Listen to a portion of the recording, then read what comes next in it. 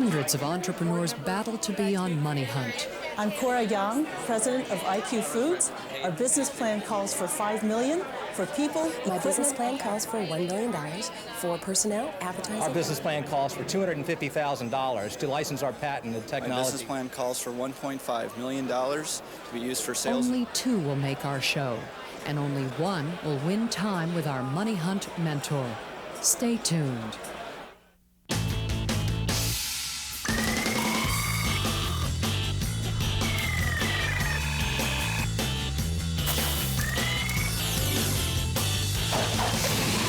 MoneyHunt is brought to you by Excite. MoneyHunt is also made possible by Register.com, a first step for businesses and individuals starting their presence on the internet.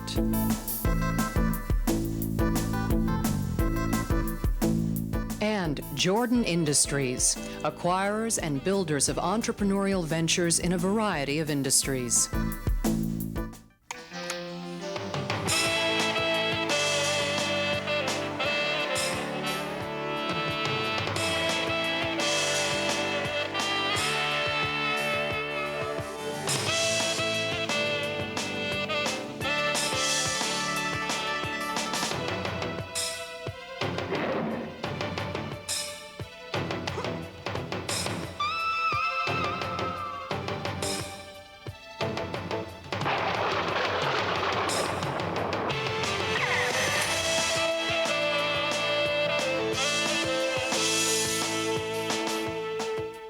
Welcome to Money Hunt. I'm Miles Spencer. If you're one of the millions of Americans growing a business, know this: you're going to have to sell.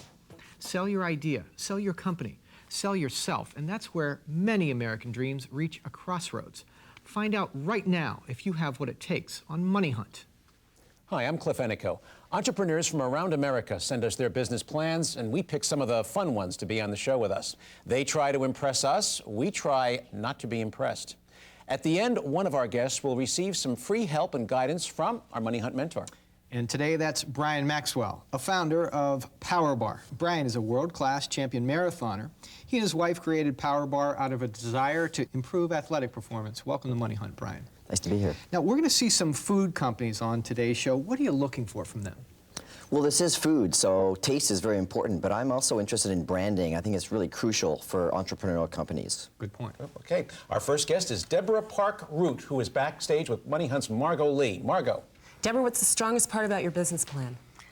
I would say me. You. And where do you get your energy from? You've got a lot of energy. Well, from healthy living, healthy lifestyle, which is Mrs. Malibu Foods. Okay, well, the door is opening for you. Good luck. Welcome to Money Hunt. Thank you so much. Deborah Parks-Root is founder and CEO of Mrs. Malibu Foods in Malibu, California. Her company produces a line of fat-free peanut butters called Peanut Better. Deborah, welcome to Money Hunt. Thank or should you. I call you Mrs. Malibu? Any of them work. Deborah, before we talk about your company, you have had a fascinating life. Could you tell us a little bit about that? Well, yes. Actually, I've had a performance background. I was lead female singer for Emerson, Lake and Palmer in the 80s. Wow. And then Ginger Baker, I was his lead female for the Ginger Baker Band, which was of Cream, Eric Clapton, Ginger Baker, world-famous drummer. Wow. And I was an actress on Almost Grown, an ABC show, and I've done a lot of different things. Tremendous. I remember all of those. That's tremendous. And tell me, how'd you get the idea for the business? Well, actually, I wouldn't allow myself to eat peanut butter all through my 20s, and then I get pregnant. And I thought, this is my time to eat peanut butter. Yeah. So I ate peanut butter every day, and a peanut butter and jelly sandwich can have 40 to 80 grams of fat in it and about 1,000 calories, depending on how much peanut butter you put on. So I put on a lot of weight, over 85 pounds in my pregnancy. In fact, I had my last peanut butter and jelly sandwich in labor. So in between, it was my last one. I wasn't going to have one again until I was pregnant again. So I'm having labor pains, and then I'd eat another bite. Wow. And so that was the birth of a business. There you go. I understand, Deborah, you brought a little bit of video. Why don't we cue that up on the screen, and you can tell us what we're watching right as it rolls right there. Okay. Well, this is the jars of peanut butter. This is the creamy version. I do have 2 other flavors, peanut butter and jelly, and a chocolate chunk, which is kind of like a healthy Reese's peanut butter cup in a jar. This is my machinery. It's in Milwaukee, Wisconsin. I chose that spot as a good place for shipping. No, you didn't contract manufacture. Actually, you manufacture yourself. You own that machine. No, I own the machinery, but not the plant. The labeling machine is not mine, but it's a good place for Northwest, Southeast for shipping. Sounds good. Good centralized place, because I did go nationwide within my first month. Okay. Deborah, this is really the first ever fat-free line of peanut butter. Am I right about that? Correct. So, there are reduced fat peanut butters by Jif and Skippy and Peter Pan, but those still have 170, 180 calories and 12 to 13 grams of fat. Deborah, the really big question, if I were in a blind taste test and I was tasting yours as compared to the major brands, would I be able to taste the difference? Yes, you would, because obviously there's going to be a difference. I have a new improved formula. It'll be out soon, and that's a lot better and a lot creamier. And but there is a difference because you're not getting the 80% of the calories are coming from fat and regular peanut butter, so you're not getting the oil mouth feel. So there is a little difference. Now, Deborah, you say that you're refining the formula, so that the product that we've tasted is not the final formula? Well, no, we're just improving it, and we're doing a new improve, and that's going to be even better. I just make it better and better each time. One of the things you brought up in your business plan was spreadability, which I guess is a property that's important in peanut butter. But is there are there elements that improve spreadability that actually hurt from a taste standpoint? No, actually, the taste is getting better too, and more spreadability with the new formula, which I'm real excited about. You can bake and cook with this just like regular peanut butter. It's great in protein shakes. I have it. Bodybuilders have loved it. I've got national distribution with health food stores nationwide. Okay. Deborah, your fat-free property, is this something that can be patented? Can you patent the process? Yes, actually, I am patent pending right now, and it's in the whole process of how I do it, not just the ingredients. But this is a misnomer to say it's fat-free, correct? I mean, it's still about 8% fat. It's got 2.5 grams of fat and 110 calories per 2 tablespoon serving. And regular peanut butter has about 190, 200 calories and 17 to 18 grams of fat per 2 tablespoons. Now, I understand that in addition to peanut butter, you're looking to branch off into some other areas, and one of them was your cookbook. And I brought this along. We can show this for just 1 minute. Tell us about your cookbook initiative. Well, I was on QVC in September of '98, and I sold 4,000 jars in a 9-minute time. And we're going back on QVC with my cookbook. I have hundreds of recipes with peanut butter added, or my peanut butter, we should say. Now, let's talk about, I happen to cook quite a bit, although not big. And with fat-free cheeses or low-fat cheeses, when they bake, the properties break down. It's very difficult to bake with them. Are some of the similar difficulties going to be experienced in baking with your peanut butter? No, that doesn't happen with my peanut butter. Actually, it works just as well. If you do a Thai peanut satay sauce with my peanut butter, you do not notice the difference. Deborah, nut allergies are a really big thing right now. How do you deal with that? I make sure I do in-store demos all the time. I make sure that children, I just ask them beforehand. It's a very small amount of the population with allergies, so I'm not worried about that. The peanut butter industry is a huge industry, and if I just can get a small niche, I'm happy. Deborah, looking at your business plan, I'm curious, is this really a brand or a commodity business? I see you got a significant part of your business you expect to come from private labeling. Correct. I have different companies that are interested. No sugar version for a diabetic firm. I'm under the American Heart Association Heart Smart Check, so I'm going into... But that's under other people's brands. Correct. And I do plan to do that. I'm also planning to become a licensing company because I have some cookie companies coming to me to license a healthy, great-tasting cookie. So I plan to go on and do other products like that. So you have your private label, you have your own branding, and now some publishing with your cookbook. Aren't you spreading yourself a little thin? Nice choice of words. Well, actually, here's what's happening is I plan with, when it's a licensing, it's going to be more like a Martha Stewart issue.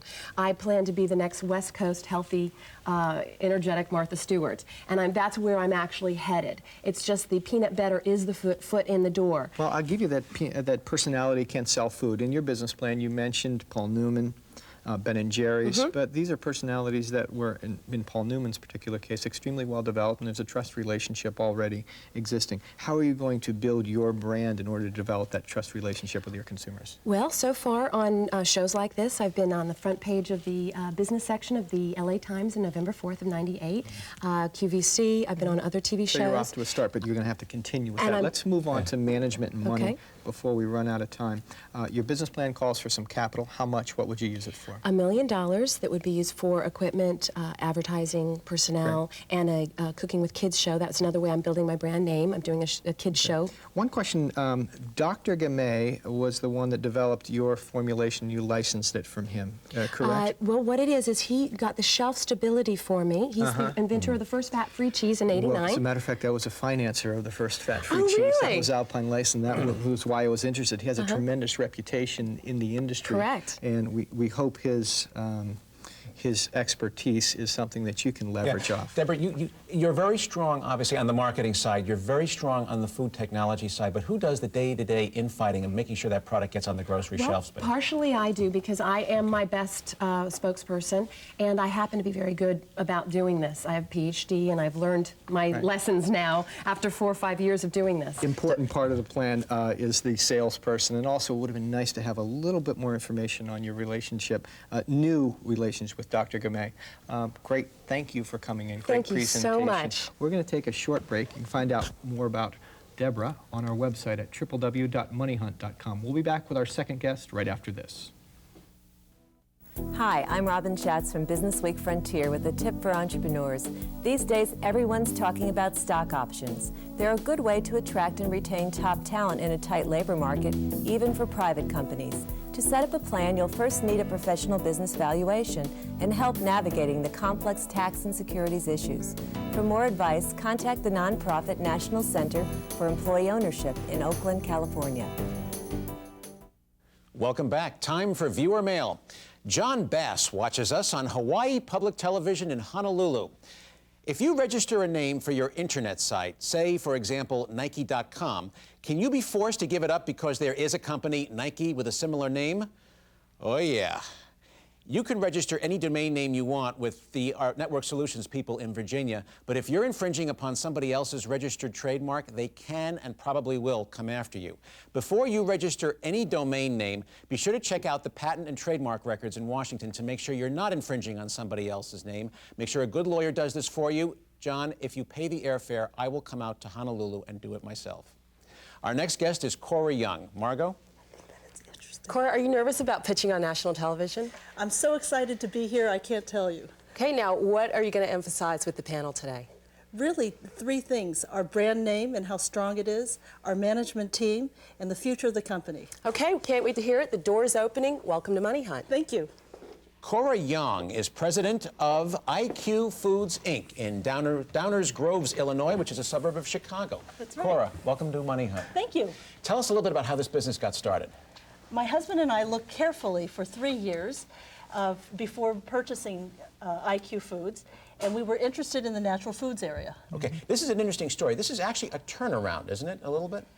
It's the development of a company which was in its embryonic form. Because the company has actually been around for 20 years. You actually bought the company and then really turned around, made it do a 180. What sold us on it was the incredible recipe behind the VG burger. Yeah, and it is a very good one. As a matter of fact, you sent some samples of both Brian and I had tried some. Now, I understand you brought some video. Maybe we could cue that up and we could see a little bit about what's going on back at your factory. Great. This is Matt Heatherly, in charge of operations. He has experience in quality control. Here we're mixing our VG burger product. The reason why the VG burger is so good is because it has 6 different vegetables, some of them fresh. And how large of a batch is he making there? How many burger patties come out of that? Looks to me there that it's about 100 cases retail.